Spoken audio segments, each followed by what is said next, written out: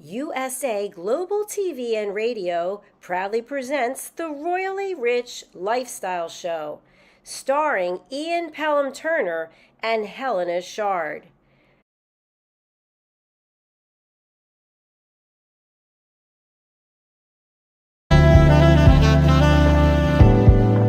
Welcome to USA Global TV and Radio, where our mission is to provide education, entertainment, hope, and inspiration. USA Global TV and Radio connects you with experts and audiences all around the world every single day to help you succeed in business and to live a richer life. Visit us at usaglobaltv.com to learn about career and life-changing training and mentoring programs like the Listening Mentor. Subscribe to our newsletter to stay informed about our special programs and offers. Discover how you can become a guest on one of our shows or a host or producer of a USA Global TV and Radio show of your very own. That's USA Global TV and Radio, where the doctor is always in.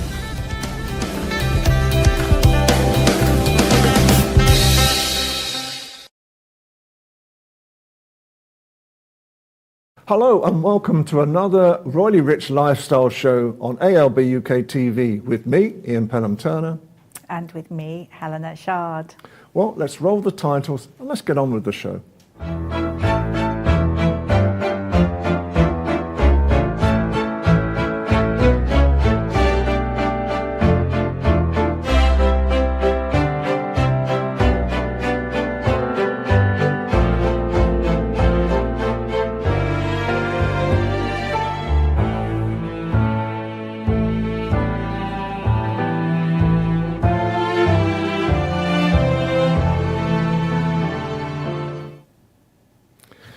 Well, as always, Helena's got some great royal news again this week, and we're getting played with Meghan and all the different things that are going on from America as well. So what's been catching your eye this week? Hasn't it? The media's gone mad. Starting with the Prince and Princess of Wales and family, they are enjoying a quiet time at the moment in Mustique, and that's their favourite island where they just love to just relax and take in the beautiful scenery. It's a sort of no fly zone, and it's just very private, and I think they're there with Carol Middleton and family, so they're having a lovely time. But people were quite upset that they didn't attend the BAFTAs, or more so I think Prince William, who is president. But they don't always go every year, and I understand people's disappointments, but obviously it's school half term, etc. So there, it's quite obvious, I think. Also, I think, just to mention as well, I think something lovely seeing the Princess of Wales doing more and more work, far more work, in fact, than I thought I'd see. And quite recently, she was at a prison, so she attended a prison. She wasn't in prison, so she. Are you sure? She absolutely wasn't. So she was at this prison in Cheshire called HMS Style, and it's really the importance of attachment and bonding. So it's a women's prison, and it's more to do with the baby unit that she visited, and she saw. It's like a project designed to develop strong and healthy relationships between their mothers and babies. And I think, obviously, in challenging environments, and I think, you know, also for the Princess of Wales to go there, it must have been slightly daunting. I know that she was goaded quite a lot as she was wandering through, because not that the people were being horrible, but they were sort of saying, you know, we're not being looked after and we need more money in the system, and sort of having a go at her. So I'm sure it was slightly alarming, but she was speaking to lots of mothers there, and they were explaining the situation. And it's this whole babies spending the formative months in prison, and you know, she does a huge amount of very good work. I think she was actually quite frustrated because she was talking to these women who found themselves in this situation, and she was, you know, obviously highlighting the importance of her work, and all the women in there said, you know, had they have had the basis of when they were younger, the love and support, they wouldn't have found themselves in prison. So that's something to applaud the Princess of Wales for. And I think it's important as well just to note that far more women are sent to prison than men. And I think there's always been this imbalance, and for less crimes as well, less serious crimes at the same time. So, you know, at the moment when our prisons are overcrowded anyway, I think we're just a few hundred short of 88,000 people in prisons at the moment. Then surely that this government can look at reducing the sentences of women going to prison in the first place compared to much more serious offences for men. Absolutely. I think there were 400 inmates, I think, that she was sort of mixing with. Anyway, so that's all good work. Now, moving on to naughty Prince Andrew. Now, I mean, I was quite alarmed to hear this story. So he has this new £1 million role that's been revealed, and we've all been wondering, you know, how has he managed to afford Royal Lodge? How can he be still staying in his 30-bedroomed mansion, which we know is dilapidated, and where's he getting the money from to do it up? Well, it's all come to light now. And we remember Prince Andrew was involved with pitch at the palace.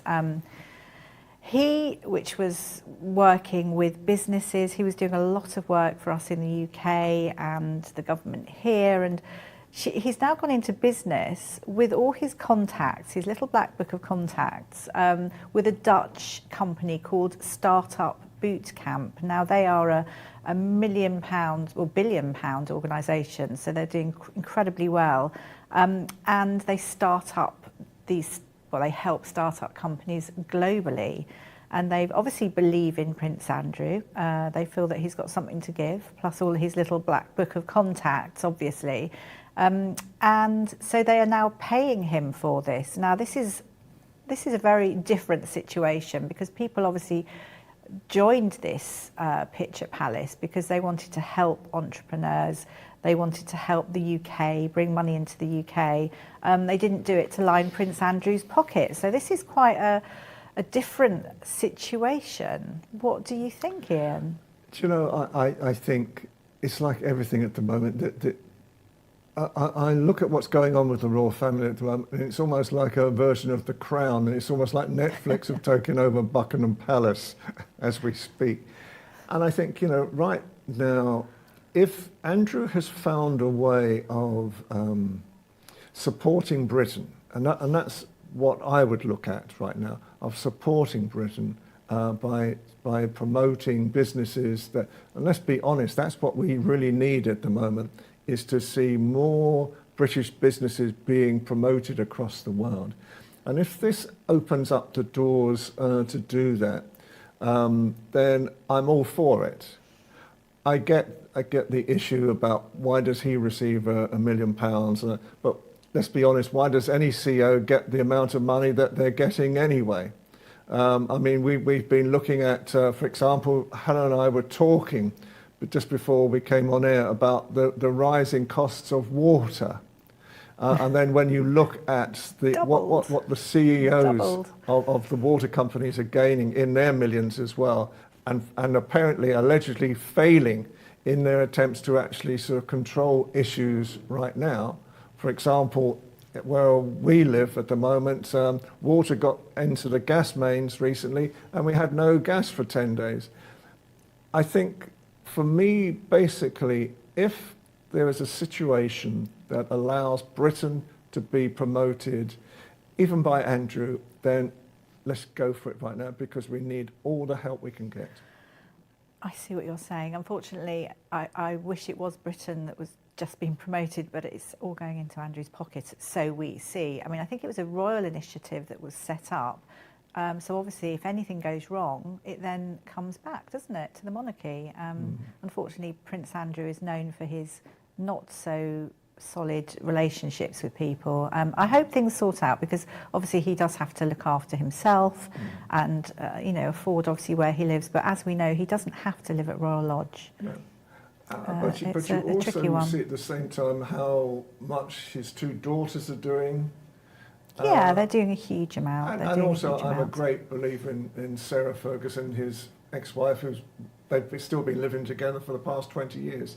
So I think, you know, who knows, you know, with this royal family at the moment, but I think, you know, anything that in any way supports Britain, I'm in favour of.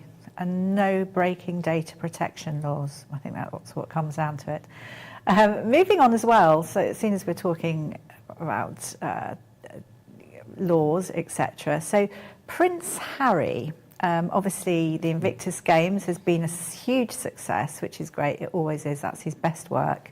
Never take that away from him. But it's come to light how much the Home Office, well, the taxpayer, should we say, have paid so far towards his court cases, which obviously he's not won. And this has been going on for 2 to 3 years now, but it's cost £680,000 so far, which obviously is a huge amount of money.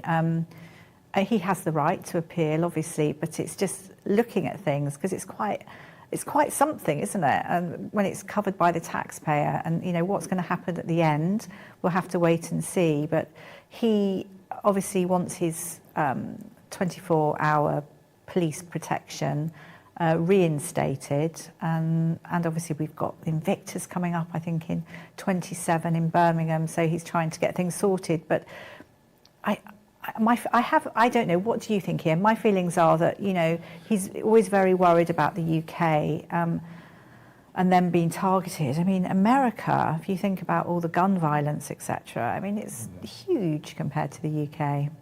What are your thoughts? I think in reality, security is always going to be a major issue with them all. Yeah, absolutely. And I think that I don't agree with everything that Harry and Meghan have done, but I do think at the same time that I think their security may have been put at risk if these changes aren't made again, because basically what stopped them in the first place? And all the arguments around half in, half out, no, not allowed, and so forth, and so they had to leave the country anyway. Whether you believe in that or not, these people are targets. There's no two ways about it. And so are their children targets as well. And I not only sort of see it in Harry and Meghan and their children, but when William wanted to have a similar type of exercise where his children were being photographed by paparazzi, but a lot of the time the paparazzi were dragging away the security whilst they were out playing in a park. I think that there comes a time when you've got to recognise that their security is uppermost, because if anything was ever happened to Harry and Meghan, God forbid, or their children, or any of the royal family as well.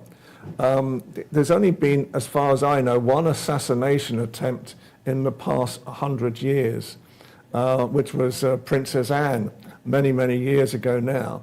And I think, we are a country that has to sort of protect members of the royal family, especially. Well, there's no doubt in that, Ian, but the whole thing is that the family is not having protection. It's just that they're wanting to, because he doesn't live in the UK anymore, they're wanting to look at each case by case, which is, which I get. And I still think, when 50,000 people at least are killed by gun warfare in the US, as opposed to, 29 people in the UK, there's still, I feel there's a slight imbalance, because let's face it, he still will be getting protection. The whole family will.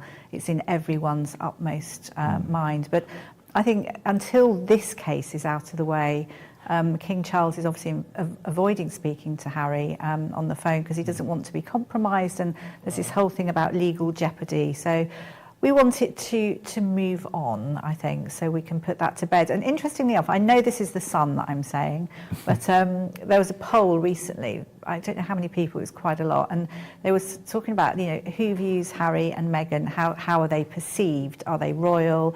Are they commoners? Are they celebrities? And 19% thought they were still royal. 41% thought they were celebrities, and 40% thought they were commoners. Now, I don't quite know how you can get to that, because they're quite obviously not commoners.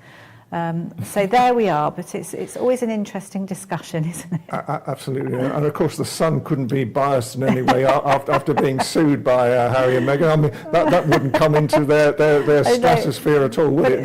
That's just by sheer chance they've just decided to do something. I love a statistic, so I thought I'd just throw that in.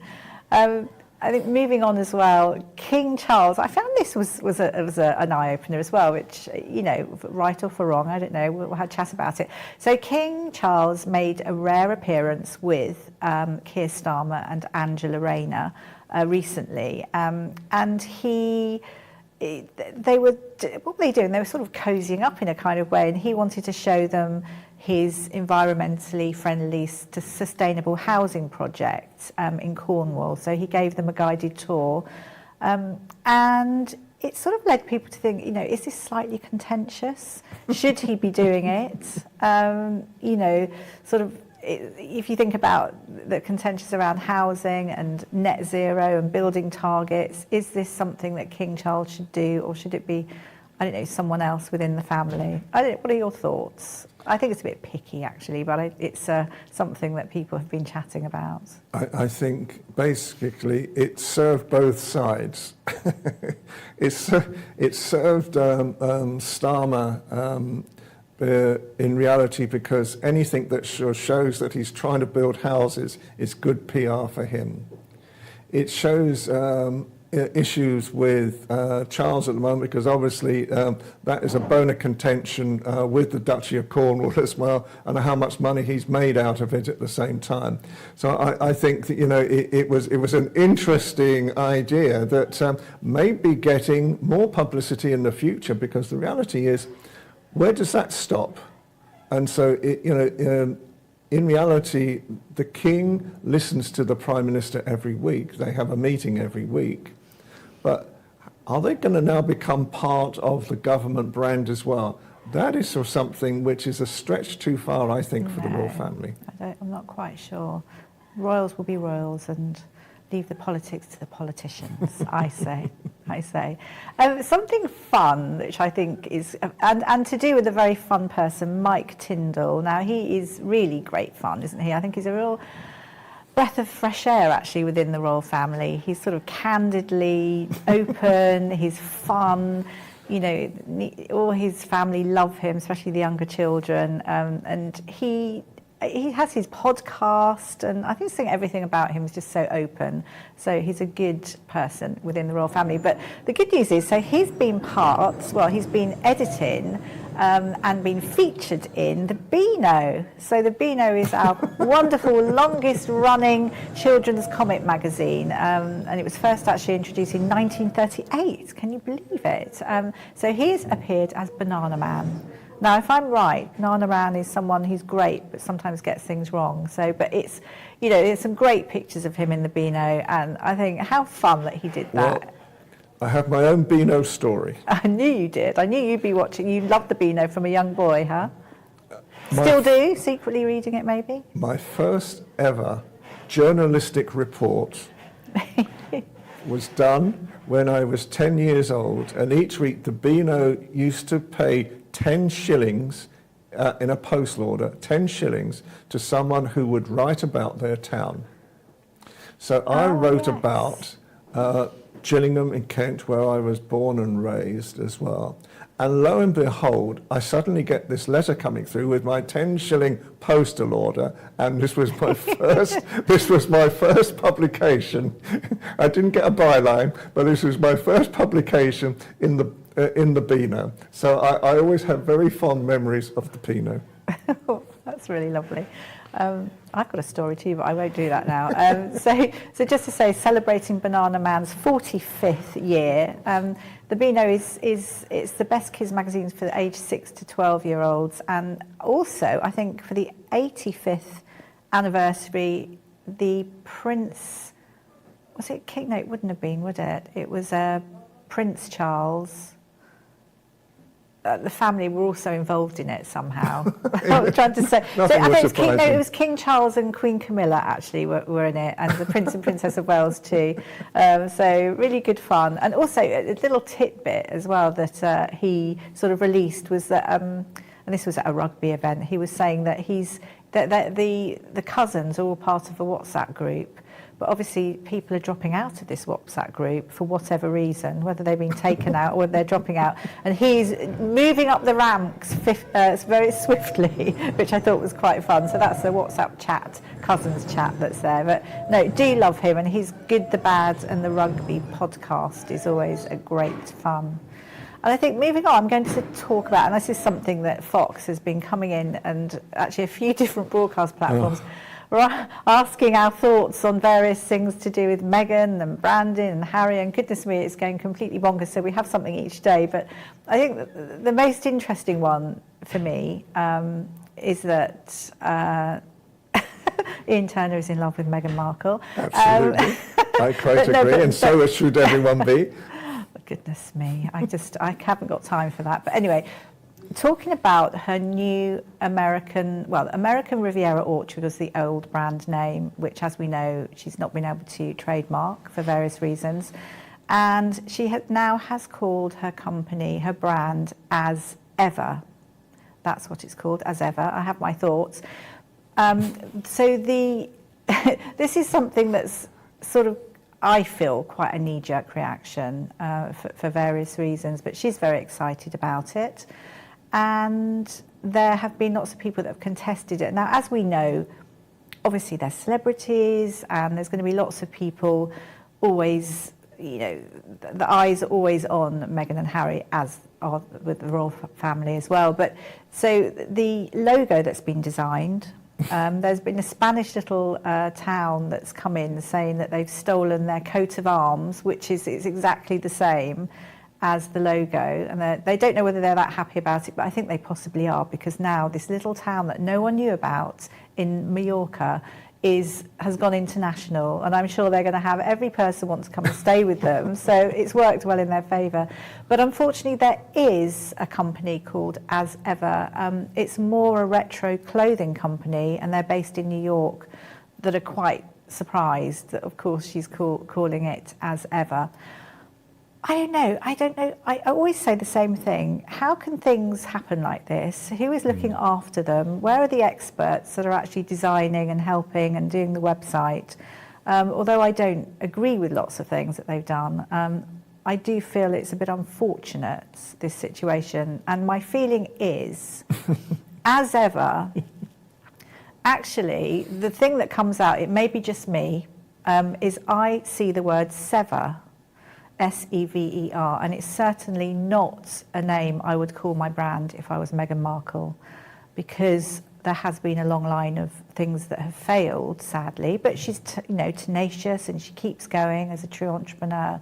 But to call it As Ever, which actually reads, when you do asever.com, sever, when she's just going into business with Netflix, I just feel, again, the optics are slightly strange. So, Mr. Turner, what are your thoughts? I'm surprised you didn't call it whatever, because that's what everyone's saying, because people are like, really, whatever, because it's not the most punchy, is it? You've got to be honest. I think the reality right now is leave them alone. I think we've got to a point now where every single week there's something else negative coming out about her, especially. And she's being used as a punch bag at the moment. And from my mind especially, I've no doubt now why she left Britain. Because if she was getting that type of abuse when she was there, but it was not being reported, and now she's getting vilified all the time, as I feel she is at the moment, whether you like Meghan or not, just the fact that she's gone through trials and tribulations herself as well over a period of time, I just think, let it lie. I still feel personally that a lot of this, vilification is being really created by people in Britain rather than in America. And yes, I get it. I don't feel that they've done everything correctly, but I don't feel that they are the monsters that are being portrayed at the moment.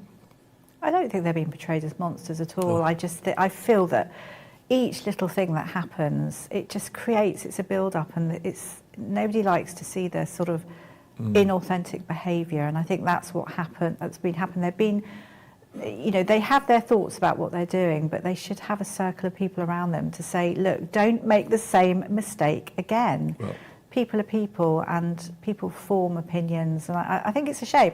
But at the end of the day, they are celebrities, they have the power to keep moving on, and there's no reason why they can't do well, but, they have to also make some good, positive decisions. So that's the royal news for today. Yep. A lot of debate, and we will be back with it next week. Absolutely. But talking about inappropriate behaviour, now, in another world, I do a political show each week, and I think that the reality at the moment is that Rachel Reeves, who's our Chancellor, for the past couple of years, when she was just really a shadow chancellor, she was portraying all the values of how she'd spent a decade at the Bank of England, how her credentials was, immaculate, impeccable in any way.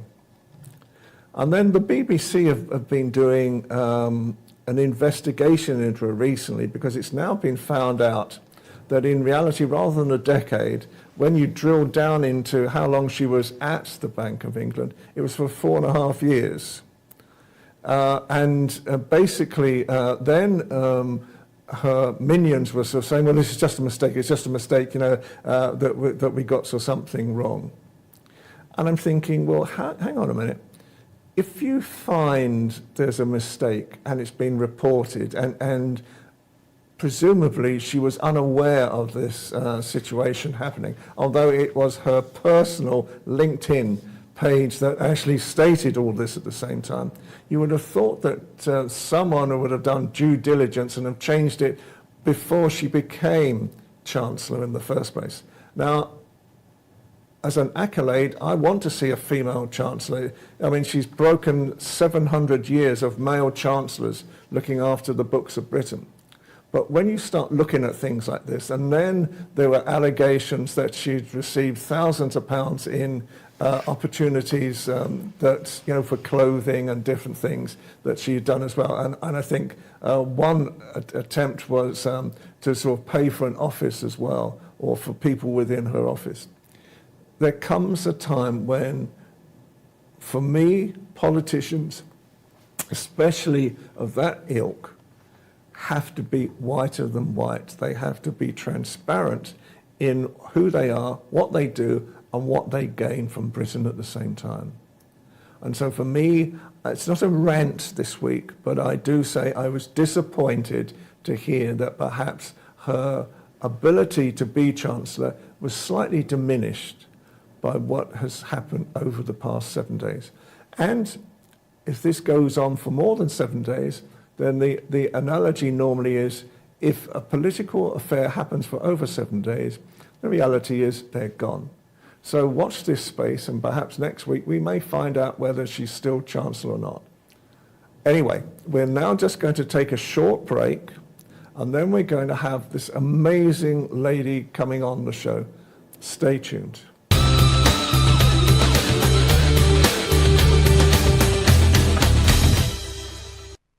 So welcome back. And so the last part of the show today is with a very wonderful person, a female entrepreneur that I've been wanting to get on as a guest for some time.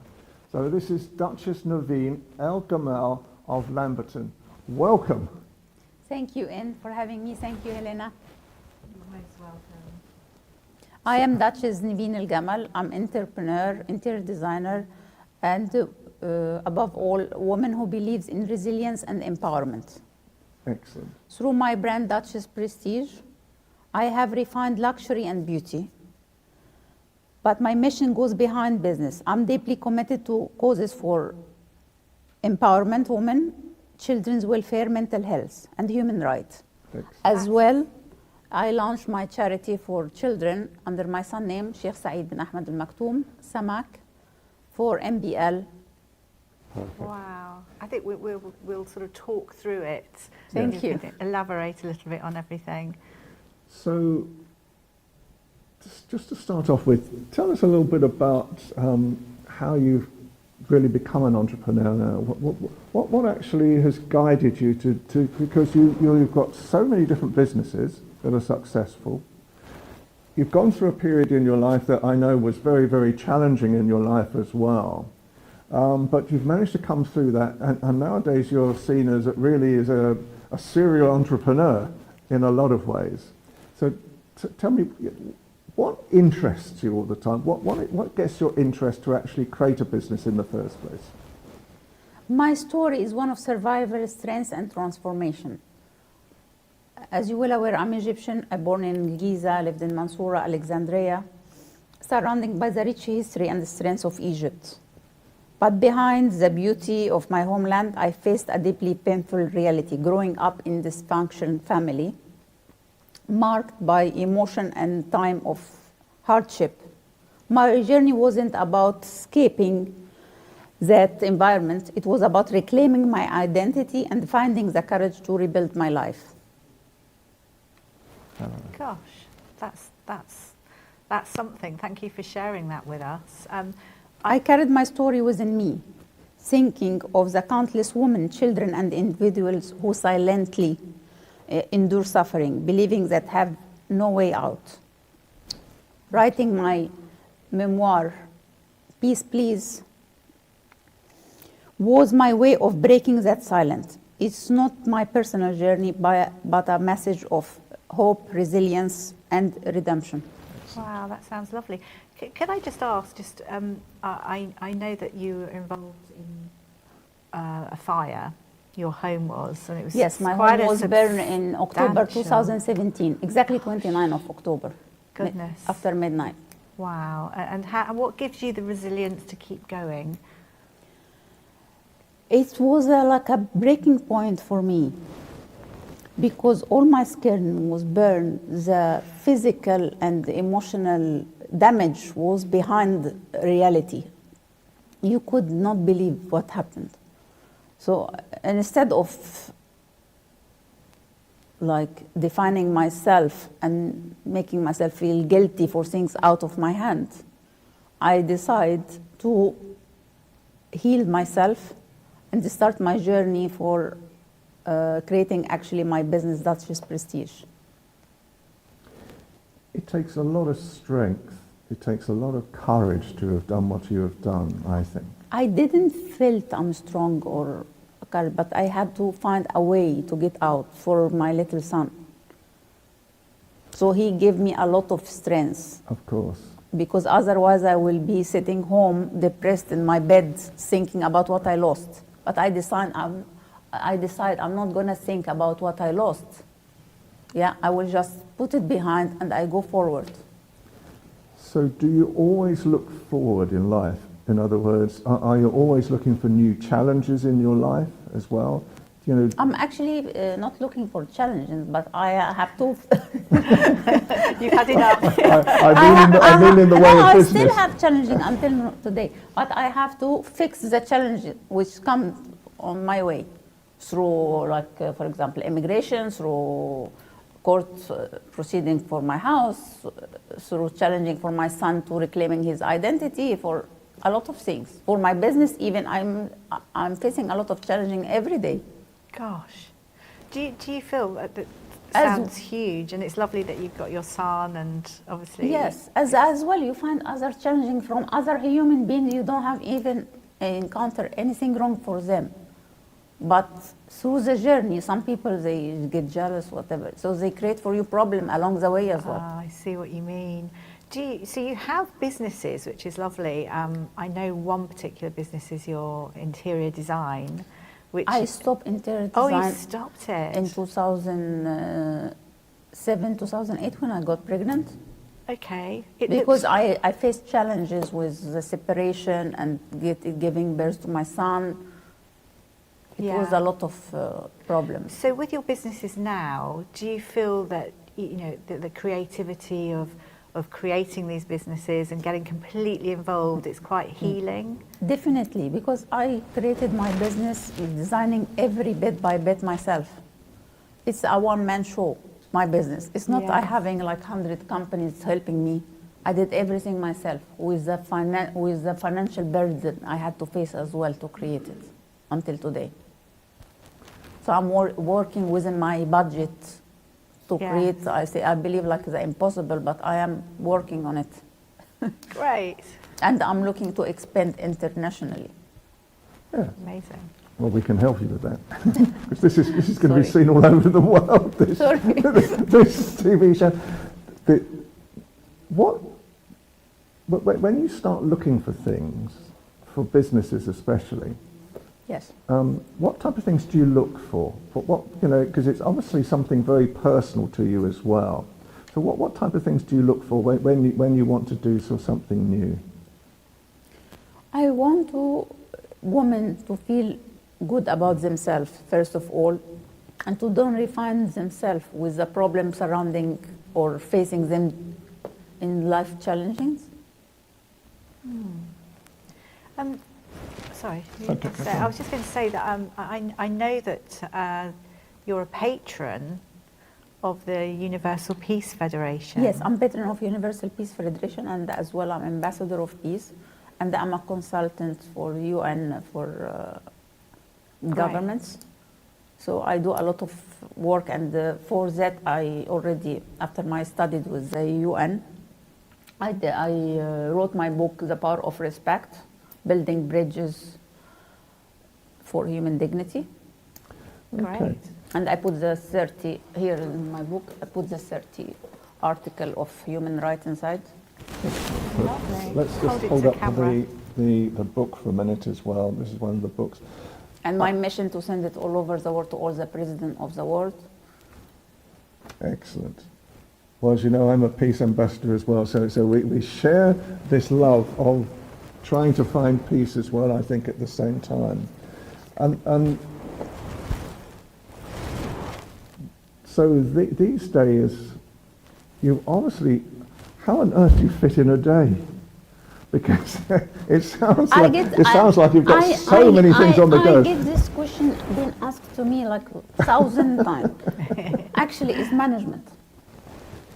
Time management. Like when you face problem, you face the challenges, and you have to fix problem by problem.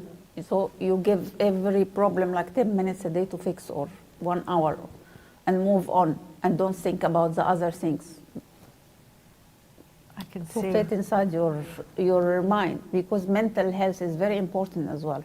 I faced a Absolutely. lot of mental health problem and depression, so I know the journey and how to navigate and how to like get your mind stable to face all of that, because you need stability. Yeah, that's lovely, because you can then go on and help other people as well, which is a real strength. Do you have like an ambassador or ambassadors of your business or your businesses? Not yet, but thank you for the idea. I will because I want We're to. always full of ideas. This ambassador will be the symbol for self-care, confidence, and grace, I believe. Yes. But actually, I have ambassadors. The ambassador of we have Miss Colombia, the ex-Miss Colombia. She's ambassador of our brand. Great. Actually, this we started this last year, but we need to continue to get. Yes. Actually, we are talking now with Miss World for organizing the next event here in UK. What do you hope for women across the world these days? I hope for them to gain their strengths and to know if they are facing a struggle, they are having the strength to fight the battles. And they are stronger than what they think. And do you think that, how can you help? Because I know you're passionate about it. So how do you try to help put out that message across the world? I try to help by sharing my experience and my challenging and the resolution, and by my social media to get them awareness, because I believe awareness is very important. Second thing, I want them to understand their rights, because if you don't know your rights, how you will fight for it? And as well to draw boundaries, because it's very important. Hugely important, isn't it, for every aspect of your life? Yes. Boundaries, really.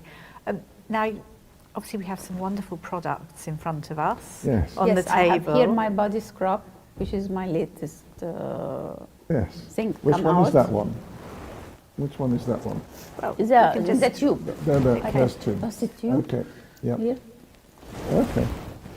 There we go. Fabulous. And do they all have, and how would you sell like your product? Is there a certain smell?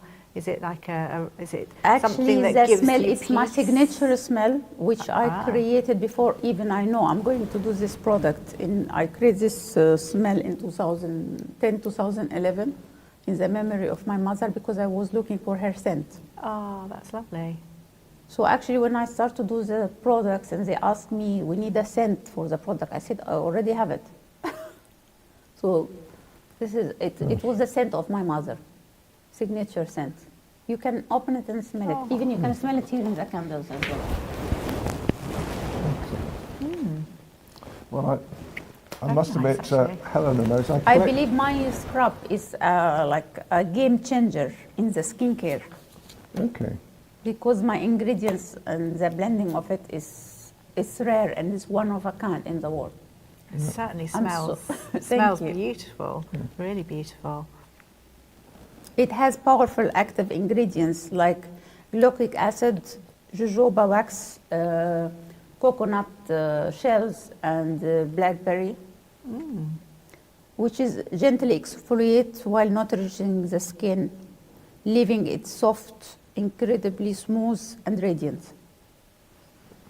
Well, it As well, I have it my obviously massage works. candle. It obviously works. As well, I have my massage candle, which is as well give glow and anti-aging, as well as the body scrub anti-aging as well. As well, I have the room candle, which is created in Glastonbury, where is the love chakra is, because I believe in love and hope. And this is, we live by hope. Absolutely. So we'll also feel very young, and there'll be a lot of I think we love should and burn hope it if we in this if we studio, use your shouldn't we? products. We can actually light a candle. Yeah. Well, it'd be nice to. We'll have the Lovely. sprinklers on the go. Don't do that. So for it's goodness sake. actually called signature scent, isn't it? Rather Yes. than it doesn't have a name other than signature scent, actually, which is quite clever. I like that. Yeah, thank you very much. But I call my scents peace and tournage for the candles. Yeah, really great. Well, as Helena knows, I collect oud. Yes. I love oud. And through this scent, I created already 13 perfume, which I will bring every year one scent to the market. Wow. Gosh. As well, I have the body lotion and face cream and everything coming slowly. But with my financial budget and this, so I have to work Yeah, I'll work with it, I'm sure. according to my means. How can people get hold of this? How can people... We have a website, of course, duchessprestige.co.uk. As well, we are in Amazon, Duchess of Lamberton. As well, we are in eBay and other platform. And we are looking now to join Boots and other Oh, gosh, that's good. wholesale. And getting to a lot of distributors worldwide. Yeah, really, really good. You definitely need people working with you. It's a lot, isn't it? Yes, until now it's one man job, but of course to expand, I will have to look for a lot of franchise and people looking to work with me. Yeah. Do you think As well, believe my product is putting the UK back in the top of the map for cosmetics. Ah, brilliant. And we like being able to bring business as well into the UK and everywhere really, which is really good. Do you think your studies help towards bringing out your products? Definitely. My studies was a big part of my journey, because every time I was upset or depressed, I just escaped from the reality in my books and my studies and my courses. So it helped me physically, mentally, and as well, it was an asset for what I reached today. Yeah. As well, I have background of course, divorce cases and immigration, so I have a big like experience in law as well. Gosh. A lot of the time, obviously you're so busy. How do you relax? I believe everyone has his joy in what he really likes, and my joy is creating my business, creating my thing. So even when I go to holidays, I don't concentrating in my holiday. I just working and keep discovering. So And every minute for me is a new learning. do you believe, like me, you know, I've been Helena knows, I've been a journalist 59 years now, and I've loved every single day of my working life in 59 years. So is it more than just a job, it's a passion as well? 100%. And as well, I believe in opportunities. I believe every person, he faces opportunities in every second in his life. Either you grab it or someone else will take it.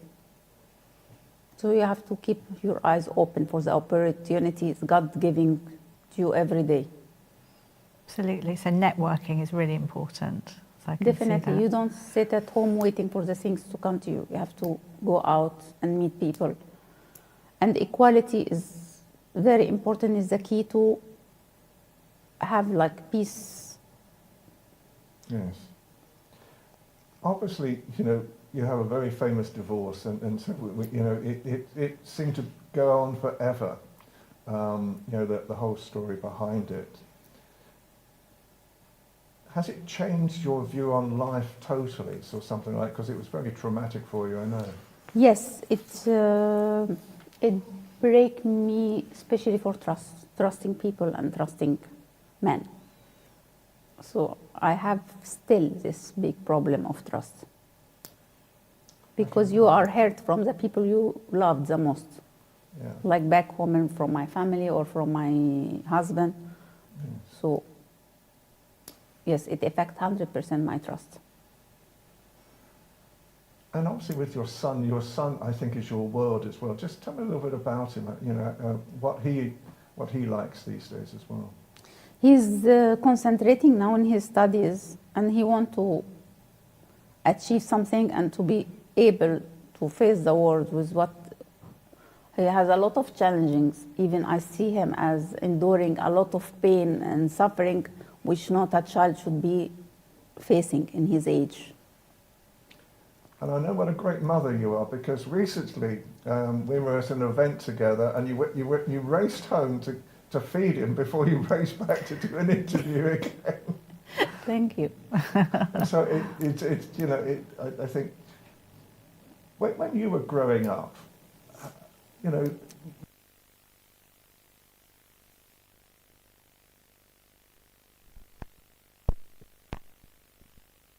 with that as well, has it dictated your ambition, you think?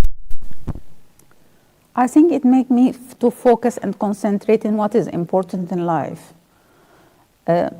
It's my life, I see it as a testament to the battle for survival and healing.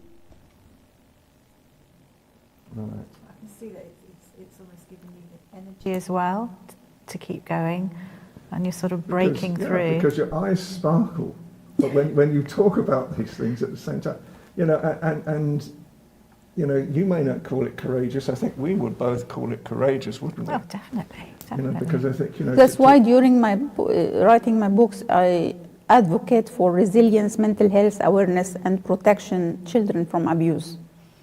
Yeah. It's very inspiring. And I think Every child, he deserves the best possible start in life. absolutely right. Absolutely right. And you know, the Princess of Wales here in the UK, that's something that she really, really works on, because it's such an important thing for children to have a good basis in life. So Definitely, she's a big hero for all of us. Yeah, absolutely. So it's great what you're doing too, because it just adds to that journey, which is Thank good. you very much. And I think it's very important. You know, Helen and I were just about to launch a new channel, actually, that is going to give a voice to children.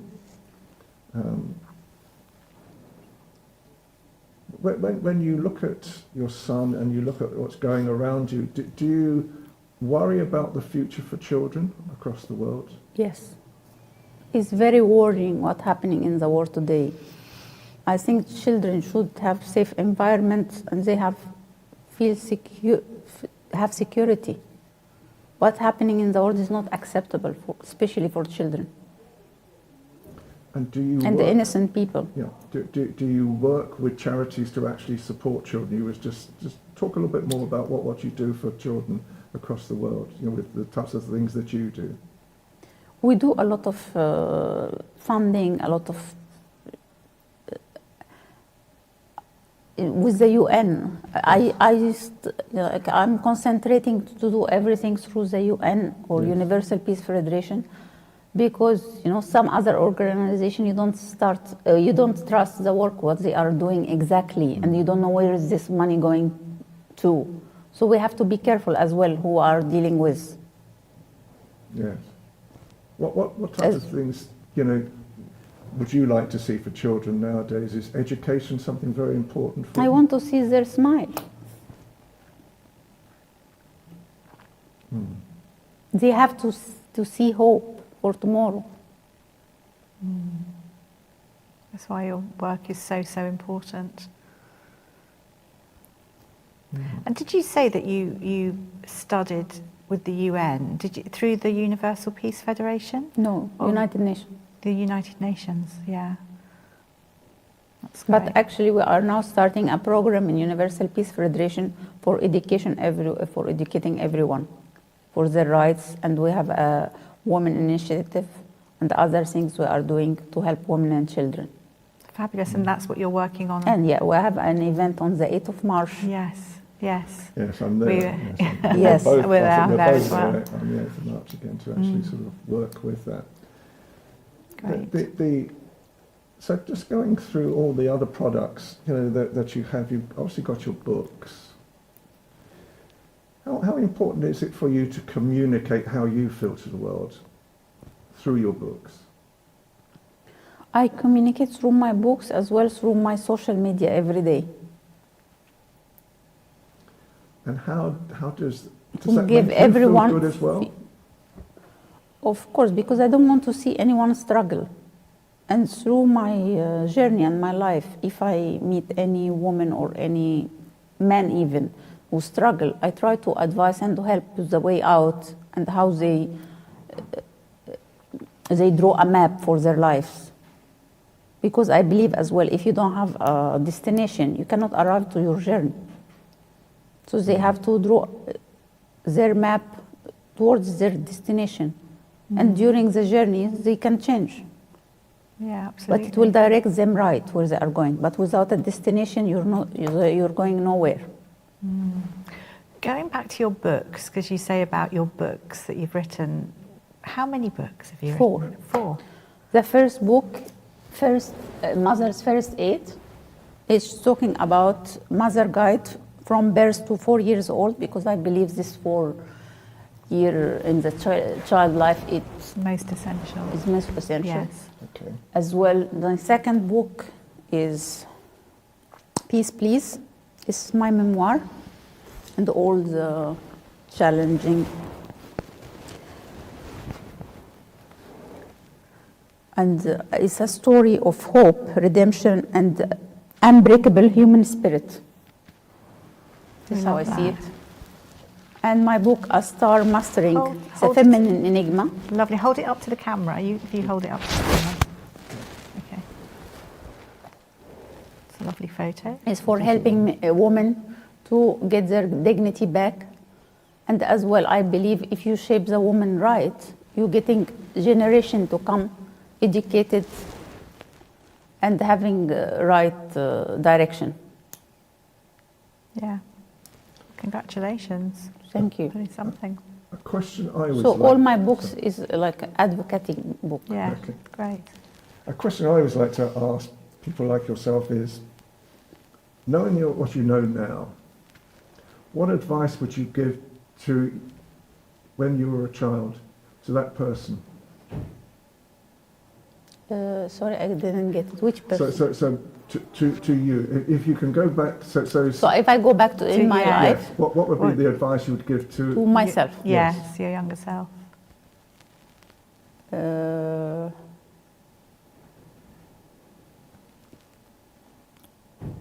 To be patient, to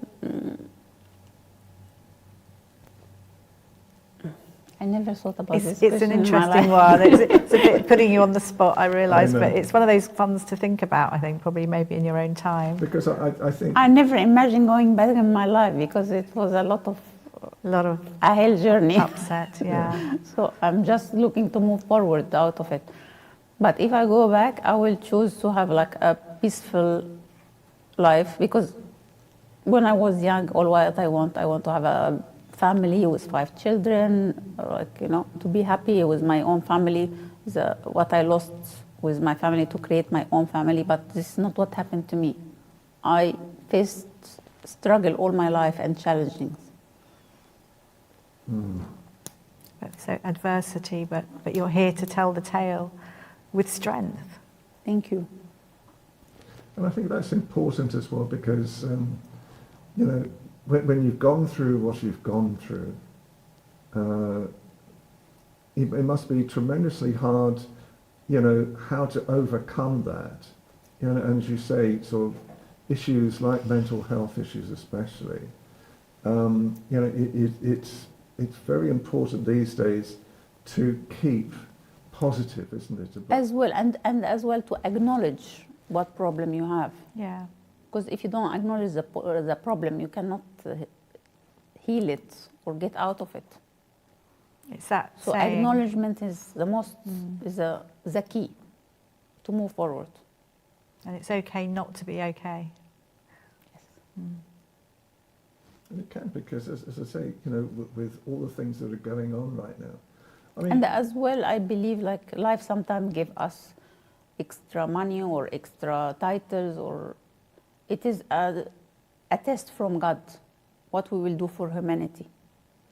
This is a gift from God for people, okay? And they will be judged for what they did with it. So it's a big responsibility. They have to be aware of it.